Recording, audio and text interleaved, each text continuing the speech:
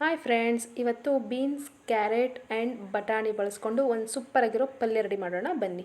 ಮೊದಲಿಗೆ ಕುಕ್ಕರ್ಗೆ ಬೀನ್ಸು ಮತ್ತು ಕ್ಯಾರೆಟು ಬಟಾಣಿನ ಹಾಕೋಬೇಕು. ಅದು ಚೆನ್ನಾಗಿ ವಾಶ್ ಮಾಡಿಕೊಂಡು ಹಾಕ್ಕೊಂಡಿದ್ದೀನಿ. ಮತ್ತು ಸ್ವಲ್ಪ ಉಪ್ಪು ಹಾಕ್ಬಿಟ್ಟು ಒಂದು ಲೋಟ ನೀರು ಹಾಕಿ ಕುಕ್ಕರಲ್ಲಿ 2 ವಿಜಿಲ್ ಬರೋ ಥರ ಕೂಗಿಸ್ಕೊಳ್ಳಿ. 2 ವಿಜಿಲ್ ಕೂಗಿಸ್ಕೊಳ್ಳಿ ಸಾಕು, ಅದೇ ಚೆನ್ನಾಗಿ ಬೆಂದಿರುತ್ತೆ. ನೆಕ್ಸ್ಟು ಸೊಪ್ಪು ಜಾಲರಿಗೆ ಎಲ್ಲನೂ ಹಾಕೋಬೇಕು. ನೀರು ಸೋರಬೇಕು, ಅದಕ್ಕೋಸ್ಕರ ಎಲ್ಲನೂ ನೀಟಾಗಿ ಎತ್ತಾಕೋಬೇಕು. ನೋಡಿ ಈ ಥರ ಚೆನ್ನಾಗಿ ಬೆಂದಿದೆ. ಈಗ ನೋಡಿ ಕೈಯಲ್ಲಿ ಮುಟ್ಟಿದ್ರೆ ಅಲ್ಲಿ ಆ ಥರ ಬರಬೇಕು. ಸೊ ಚೆನ್ನಾಗಿ ಬೆಂದಿದೆ. ಬಾಣಲಿಗೆ 2 ಸ್ಪೂನ್ ಎಣ್ಣೆ ಹಾಕ್ಕೊಂಡಿದ್ದೀನಿ. ಈಗ ಸಾಸಿವೆ, ಸ್ವಲ್ಪ ಜೀರಿಗೆ, ಫ್ಲೇವರ್ ಚೆನ್ನಾಗಿರುತ್ತೆ ಜೀರಿಗೆ ಹಾಕೋದ್ರಿಂದ, ಮತ್ತು ಕಡಲೆಬೇಳೆ,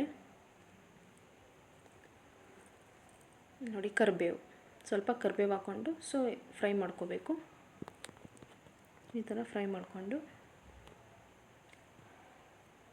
ಒಣಮೆಣ್ಸಿನ್ಕಾಯಿ ಮತ್ತು ಹಸಿಮೆಣ್ಸಿನ್ಕಾಯಿ ಎರಡು ಒಂದೊಂದೇ ತೊಗೊಂಡಿದ್ದೀನಿ. ಒಂದು ಒಣಮೆಣ್ಸಿನ್ಕಾಯಿ ತೊಗೊಂಡಿದ್ದೀನಿ, ಒಂದು ಹಸಿಮೆಣ್ಸಿನ್ಕಾಯಿ ತೊಗೊಂಡಿದ್ದೀನಿ. ನೆಕ್ಸ್ಟು ಈರುಳ್ಳಿ, ಒಂದು ಈರುಳ್ಳಿ ತೊಗೊಂಡಿದ್ದೀನಿ, ಸಣ್ಣದಾಗಿ ಹಚ್ಕೊಂಡು ಒಂದು ಈರುಳ್ಳಿ ತೊಗೊಂಡಿದ್ದೀನಿ. ರುಚಿಗೆ ತಕ್ಕಷ್ಟು ಉಪ್ಪು ಹಾಕ್ಕೊಳ್ಳಿ. ಬೇಯಿಸಿರುವಂಥ ತರಕಾರಿಗಳನ್ನು ಹಾಕ್ಕೊಂಡು ಚೆನ್ನಾಗಿ ಮಿಕ್ಸ್ ಮಾಡಿ. ಚೆನ್ನಾಗಿ ಫ್ರೈ ಆದ ನಂತರ ನಾವಿಲ್ಲಿ 1 ಕಪ್ಪು ತೆಂಗಿನ ತುರಿ ತೊಗೊಂಡಿದ್ದೀನಿ. ನೋಡಿ 1 ಕಪ್ ತೆಂಗಿನ ತುರಿ ಹಾಕ್ಕೊಳ್ಳಿ. 1 ಕಪ್ಪು ಚೆನ್ನಾಗಿ ಮಿಕ್ಸ್ ಮಾಡ್ಕೊಳ್ಳಿ. ಪಲ್ಯಗೆ ತೆಂಗಿನಕಾಯಿ ಇದ್ರೇ ಚೆಂದ, ತುಂಬ ಟೇಸ್ಟ್ ಕೊಡುತ್ತೆ. ಅದಕ್ಕೋಸ್ಕರ ನಾನು ಸ್ವಲ್ಪ ಜಾಸ್ತಿನೇ ಹಾಕ್ಕೊಂಡಿದ್ದೀನಿ. ಎಲ್ಲ ನೀಟಾಗಿ ಮಿಕ್ಸ್ ಮಾಡಿಕೊಂಡು ಫೈನಲಾಗಿ ಕೊತ್ತಂಬರಿ ಸೊಪ್ಪನ್ನು ಹಾಕ್ಕೊಳ್ಳಿ.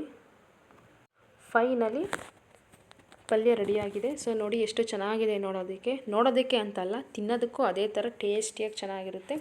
ಮಕ್ಕಳಿಗೆ ಅಥವಾ ದೊಡ್ಡವ್ರು ನಾವು ಪಲ್ಯ ತಿನ್ನಲ್ಲ, ತರಕಾರಿ ತಿನ್ನಲ್ಲ ಅನ್ನೋರಿಗೆ ಈ ಥರ ಪಲ್ಯ ಮಾಡಿ ನಾವು ಕೊಡ್ಬೋದು. ಖಂಡಿತ ಖಾಲಿ ಮಾಡ್ತಾರೆ. ನೀವು ನಿಮ್ಮ ಮನೇಲಿ ಇದೇ ಥರ ಟ್ರೈ ಮಾಡಿ ಟೇಸ್ಟ್ ಹೆಂಗಿದೆ ಅಂತ ನನಗೆ ಕಮೆಂಟ್ ಬಾಕ್ಸಲ್ಲಿ ಕಮೆಂಟ್ ಮಾಡಿ. ನಿಮಗೆ ನನ್ನ ವಿಡಿಯೋ ಇಷ್ಟ ಆಗಿದ್ದರೆ ಪ್ಲೀಸ್ ಲೈಕ್, ಶೇರ್, ಕಮೆಂಟ್ ಮಾಡಿ. Thank you.